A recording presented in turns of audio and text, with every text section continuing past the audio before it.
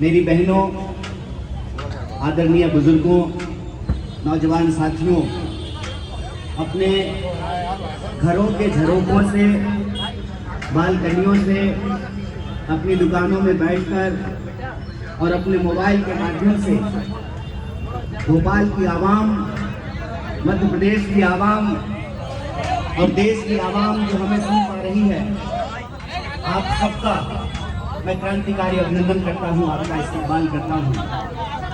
और आरिफ भाई ने कहा कि हमारे चुनाव में आए थे जिनसी चौराहा इनके चुनाव में, लेकिन हम मुशायरे में भी आए थे लिली टॉकी में। और हम भोपाल आते रहते हैं, भोपाल अलग अलग मौकों पे आते हैं, चुनाव के दौरान, चुनाव के पहले, चुनाव के बाद। आज एक खास संदेश लेकर के हम आपके बीच में आए हैं और ये संदेशा चुनावी नहीं है, और ये संदेशा सिर्फ हमारी पार्टी भारतीय राष्ट्रीय कांग्रेस से जुड़ा हुआ नहीं है।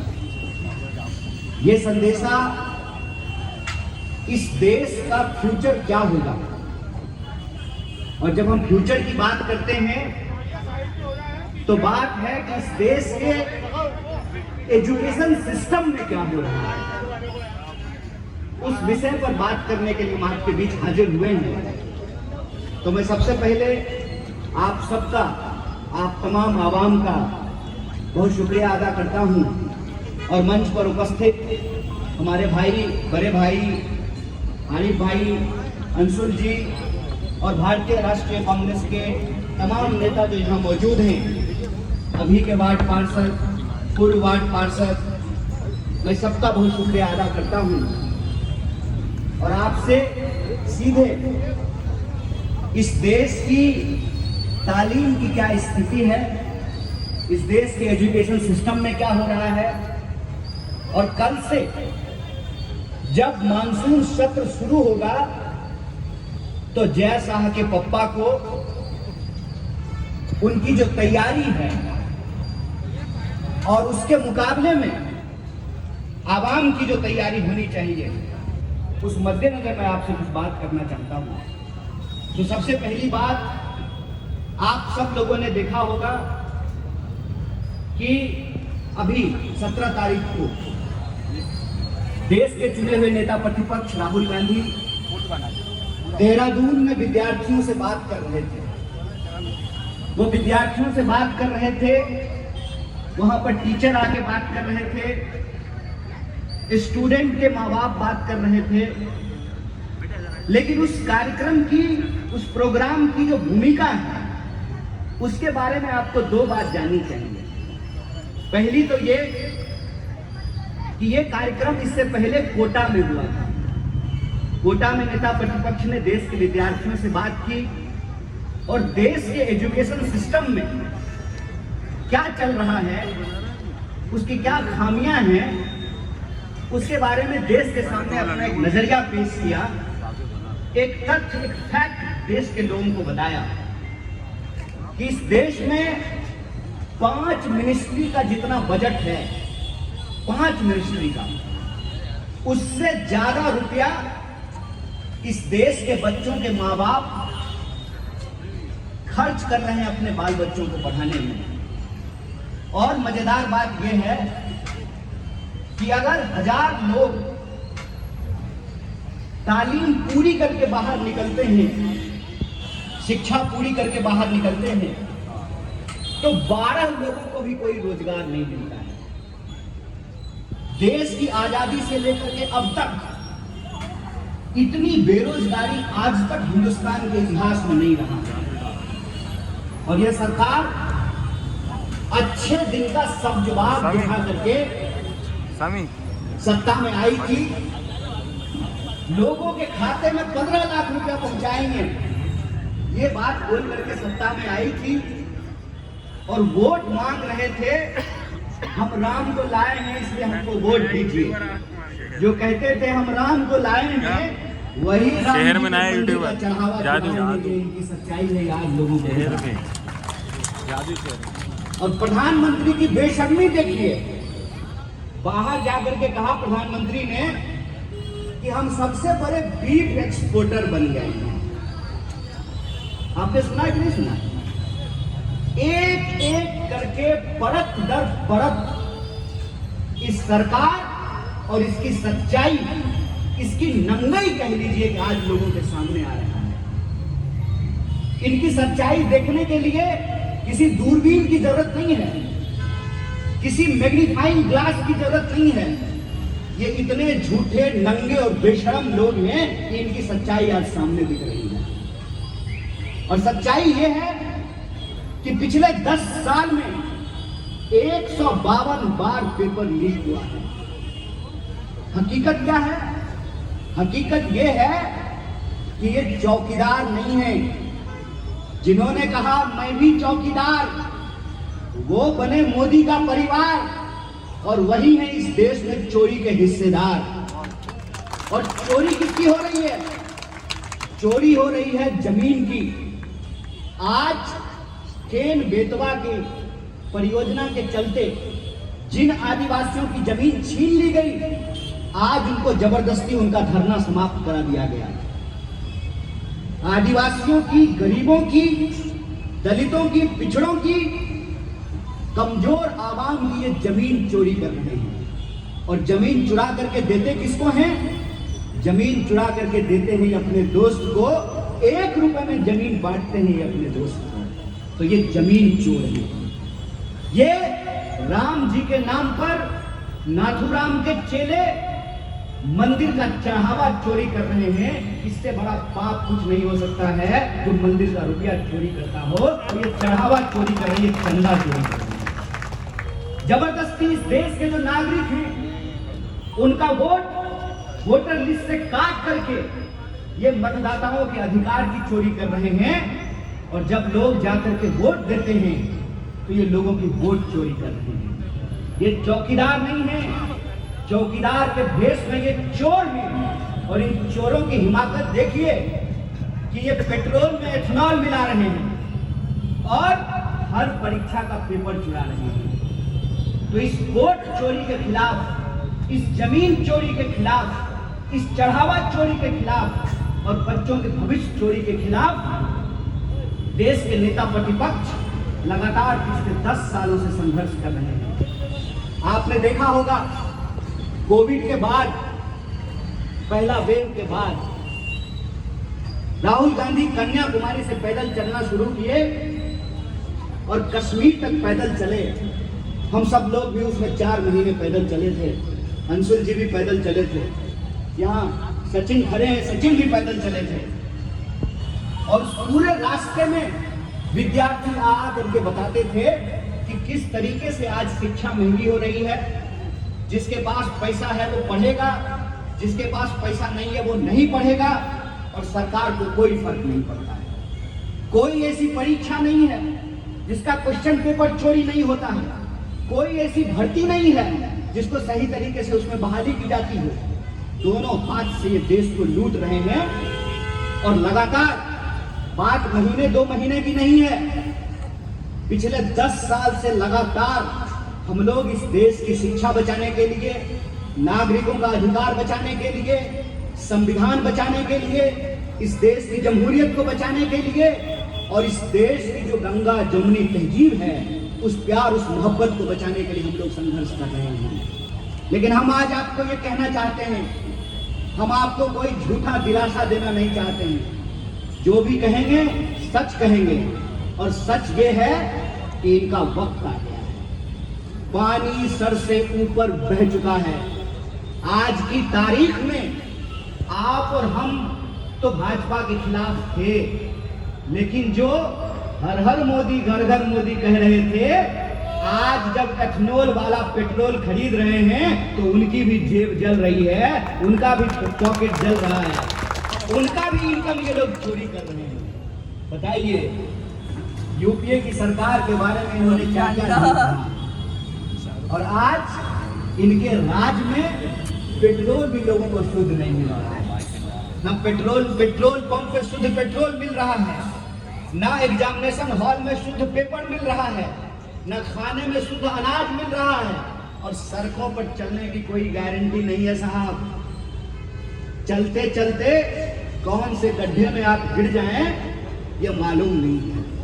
इसीलिए आप सब लोगों से, आप तमाम अभिभावकों से हम ये निवेदन करने आए हैं कि आपने बहुत सब्र किया है, आपने बड़ी हिम्मत की है।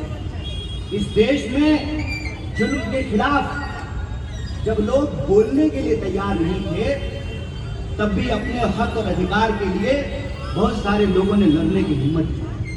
अब ये वक्त है कि इस देश की जमहूरियत को बचाने के लिए, इस देश के भविष्य को बचाने के लिए, क्योंकि जब पेपर लीक होता है तो इस देश का भविष्य लीक होता है। और हम कहते हैं कि इस देश का पीएम वीक है, इसलिए पेपर लीक है। इस देश का चौकीदार वीक है, इसलिए पेपर लीक है। इस देश का भविष्य, इसको हमको लीक नहीं होने देना है। इसीलिए पूरे देश में न सिर्फ नेता प्रतिपक्ष बल्कि NSY, यूथ कांग्रेस, पूरी कांग्रेस पार्टी, हम विद्यार्थियों के बीच जा रहे हैं। छात्रों के गूंज कैंपेन के तहत हम विद्यार्थियों के बीच जाते हैं, उनसे बात करते हैं, उनको अपने साथ जोड़ने की कोशिश करते हैं। और अभी तक लगभग 30 लाख विद्यार्थियों तक हमने रीच आउट किया है। और आज जब अभी मैं आपके साथ उत्तर भोपाल में बात कर रहा हूं, इसी वक्त देश के 28 शहरों में कांग्रेस पार्टी कार्यक्रम कर रही है, स्टूडेंट और यूथ को इकट्ठा कर रही है, क्योंकि हमारा मानना है कि जिस पार्टी ने इस देश को आजादी दिलाई थी, उसी पार्टी को इस देश की आजादी को बचाना पड़ेगा, इस देश के संविधान को बचाना पड़ेगा। जो संविधान बनाए हैं वही संविधान बचाएंगे, जो जमहूरियत लाए हैं वही जमहूरियत बचाएंगे। इसीलिए हम आपसे, जो 28 शहरों में कार्यक्रम चल रहा है, उसके तहत भोपाल में भी कार्यक्रम चल रहा है। और खास करके मैं नौजवानों और विद्यार्थियों से अपील करता हूं कि हमारे साथी आपके बीच इस तरह का पर्चा लेकर के आएंगे। इस पर्चे में यह जो छात्रों की गूंज कैंपेन है, इस कैंपेन के तहत हम आपसे जुड़ना चाहते हैं। आप हमसे जुड़िए और इसमें जो नंबर दिया हुआ है, इसमें जो बारकोड दिया हुआ है, इसको स्कैन करके आप इस छात्रों की गूंज कैंपेन का हिस्सा हो सकते हैं। आपकी जो समस्या है वो हम नेता प्रतिपक्ष तक लेकर के जाएंगे और नेता प्रतिपक्ष जो सवाल उठा रहे हैं, उन सवालों को, उन मुद्दों को, इन बातों को हम आप तक पहुंचाएंगे। और हम आपको ये कहना चाहते हैं कि एक कदम आप बढ़ाइए, एक कदम हम बढ़ाते हैं। यह देश आपका भी है, यह देश हमारा भी है। चलिए मिलकर के इस देश को बचाते हैं। ये जिम्मेवारी हमको करने को लेना पड़ेगा। आज जब इसी कैंपेन के तहत हम भोपाल में विद्यार्थियों से संविधान संवाद कर रहे थे आरिफ भाई, तो एक पत्रकार आया और बोला कि आज मध्य प्रदेश की सरकार ने एक कानून पास किया है। हमने कहा कौन सा कानून पास किया है? ऐसा कानून तो नहीं लेकर के आई है कि जो मुख्यमंत्री जमीन चुराने का आरोपी होगा उसका इस्तीफा लिया जाएगा। कोई ऐसा कानून आया है क्या? तो पत्रकार ने कहा कि ऐसा कानून नहीं आया है, कुछ बोल रहे थे, कुछ यूनिफॉर्म आया है। तो हमको लगा कि शायद इस देश में समान शिक्षा प्रणाली आई है, समान स्कूल प्रणाली आया है कि अमीर का बच्चा भी, गरीब का बच्चा भी, हिंदू का बच्चा भी, मुसलमान का बच्चा भी, आदिवासी का बच्चा भी, ब्राह्मण का बच्चा भी, दलित का बच्चा भी, पिछड़ा का बच्चा भी अब एक ही स्कूल में पढ़ेगा। सरकार शायद ऐसा कोई कानून लेकर के आई है, लेकिन ये तो अफसोस की बात है ना। कुत्ता भाव भाव ही करेगा और सोबा काँव काँव ही करेगा। जिसकी जो फितरत होगी वो वही करेगा। ये पैदाइश ही नफरत के हैं, ये पैदाइश ही पोलराइजेशन के हैं, ये पैदाइश ही धर्म की राजनीति के नाम पर इनकी है। तो स्वाभाविक रूप से ये समाज को बांटेंगे। और हमने कहा कि इनको अंग्रेजी आती हो भले नहीं आती हो, आप लोग जैसा अंग्रेजी सुने नहीं सुने? नहीं सुने हैं? आप इंटरनेट पर जाकर के सुनिएगा, गृह मंत्री का बेटा कितना शानदार अंग्रेजी बोलता है। यही तो समय है। जिसको क्रिकेट नहीं आ रहा है वो BCCI चला रहा है, जो खुद पढ़ा लिखा नहीं वो एजुकेशन मिनिस्टर बना हुआ है, जो खुद नहीं पढ़ा है, न पढ़ा हूँ न पढ़ने दूंगा, खुद की डिग्री फर्जी है तो उसके राज में तो पेपर लीक ही होगा ना भाई। जब चोर चौकीदार बन करके गद्दी पे बैठ जाएं तो चोरी ही चरित्र हो जाता है, चोरी ही संस्कार हो जाता है। और इस सरकार का संस्कार है चोरी करना। ये चौकीदार नहीं चोर है, डंडे की चोट पे कहते हैं और कहते हैं कि चोर जब तक गद्दी पे बैठा रहेगा तब तक चोरी होती रहेगी। तो अंग्रेजों से ये लड़े तो नहीं, अंग्रेजों से इन्होंने अंग्रेजी सीखी तो नहीं, लेकिन अंग्रेजों से चालाकी जरूर सीख लिया इन्होंने। और ये चालाकी इन्होंने ये सीखा है कि अंग्रेज कहते थे फूट डालो राज करो, डिवाइड एंड रूल, ये भी करते हैं divert and rule. Madhya Pradesh में घर घर में चर्चा ये होना चाहिए कि मध्य प्रदेश के मुख्यमंत्री पर जमीन चुराने का आरोप है। मध्य प्रदेश के मुख्यमंत्री को जमीन चोर कहा जा रहा है। चर्चा तो इस पर होनी चाहिए। तो कह रहे हैं कि नया कानून लेकर के आए हैं। जब भी इनकी गर्दन फंसती है तो ये समाज को बांटने के काम पर लग जाते हैं।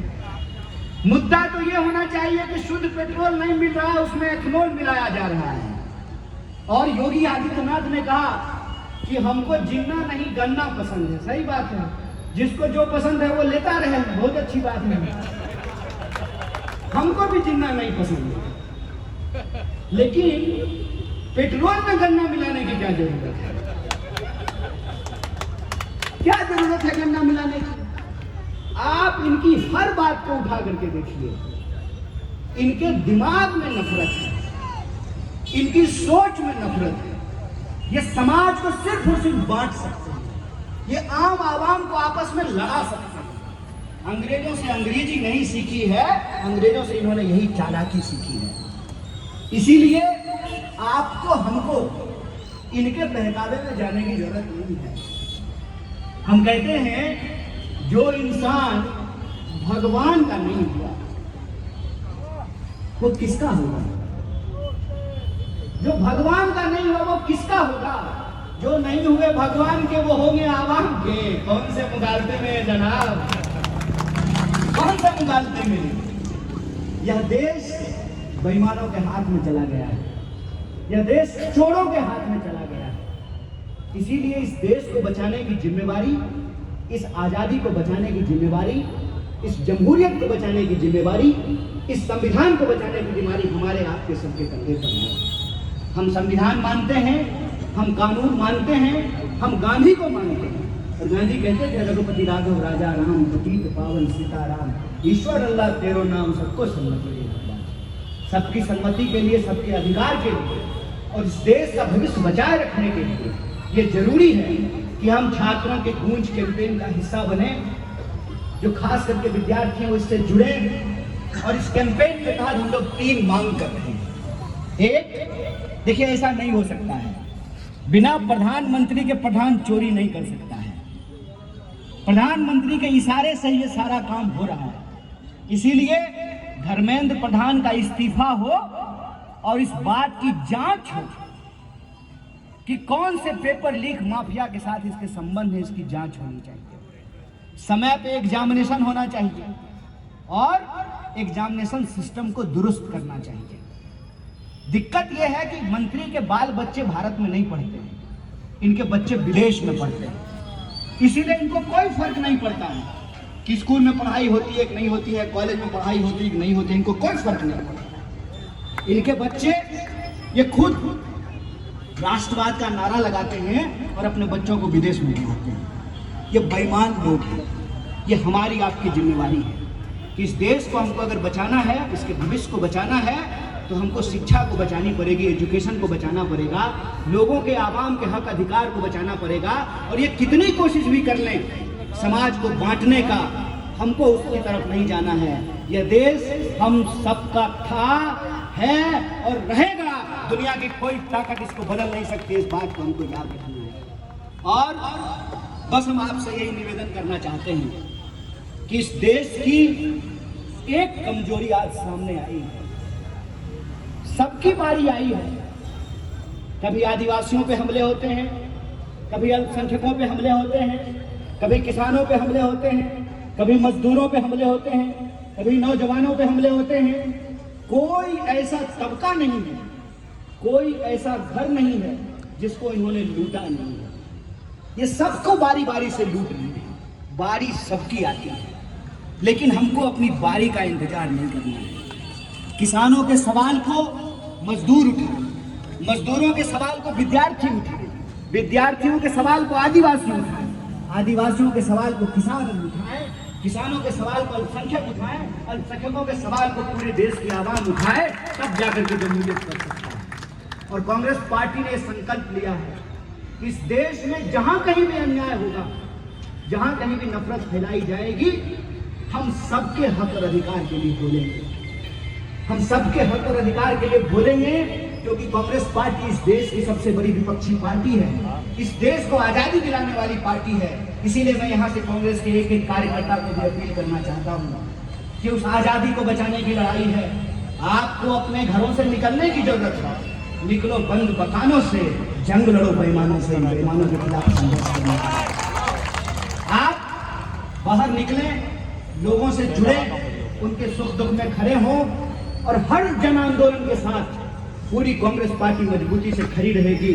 लेकिन हर जन आंदोलन को भी मजबूती से कांग्रेस पार्टी से जुड़ना पड़ेगा, और हम सबका देश है, इसको हम सबको मिलकर के ही बचाना पड़ेगा। इसीलिए मैं आप तमाम भोपाल के आवाम से यह अपील करता हूं कि इसमें आपको मेहनत करने की जरूरत नहीं है। जहां कहीं भी हमारे साथी आपको ये पर्चा बांटते हुए दिखें, आप कुछ नहीं कर सकते हैं तो उससे पानी ही पूछ लीजिए, उसके हाथ से पर्चा लेकर के खुद भी स्कैन कीजिए, अपने परिवार के नौजवानों को स्कैन कराइए। और मैं आपको यह बात, मैं झूठा दिलासा नहीं देता हूँ, मुझे झूठ बोलने की आदत नहीं है, मुझे आता नहीं ना मोहतरम को मोहतरम कहना, किसी को ज्यादा किसी को कम कहना। मैं आप तमाम लोगों के सामने डंके की चोट पे ये कहता हूँ कि इनका उल्टा गिनती शुरू हो गया है, इनकी उल्टी गिनती शुरू हुई है, इनके जाने का वक्त आ गया है। जिस राम जी का नाम लेकर के नाथुराम के चेलों ने जो बेईमानी की है, उसी राम जी का चंदा चुराने, चढ़ावा चुराने के चलते ये इस देश की सत्ता से बाहर होंगे। और इस देश के विद्यार्थियों, नौजवानों ने ये तय कर लिया है कि बहुत हुआ, बहुत हुआ, जो हमारा पेपर चुरा रहे हैं, हमारा भविष्य चुरा रहे हैं, हमको उसको बदलने की जरूरत है। और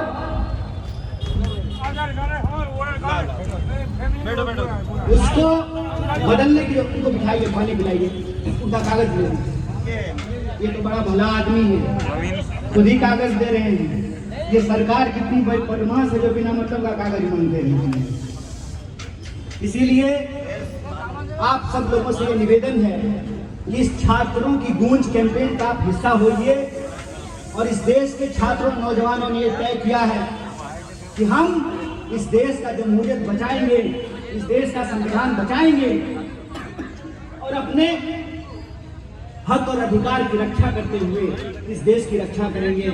इसी अपील के साथ आप तमाम मंच पर बैठे हुए हमारे साथियों का और हमारी आवाज जहां तक पहुंच रही है, भोपाल के तमाम आवाम का तहे दिल से शुक्रिया अदा करके अपनी बात को खत्म करता हूं। शुक्रिया, इनकलाब जिंदाबाद, जय हिंद, जय कांग्रेस, जय भोपाल, जय मध्य प्रदेश।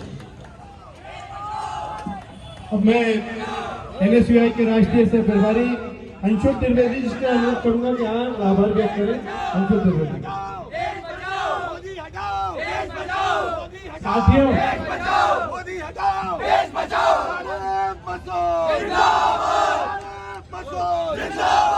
पांचवी बात कर रहे हैं, सभा में आप सब लोग जो उपस्थित हुए, सर्वप्रथम उनका आभार। छात्रों की गूंज अभियान से 28 शहरों में एक साथ नेता प्रतिपक्ष राहुल गांधी जी के आह्वान पर हम लोग छात्र युवाओं से जुड़ रहे हैं, और उसी क्रम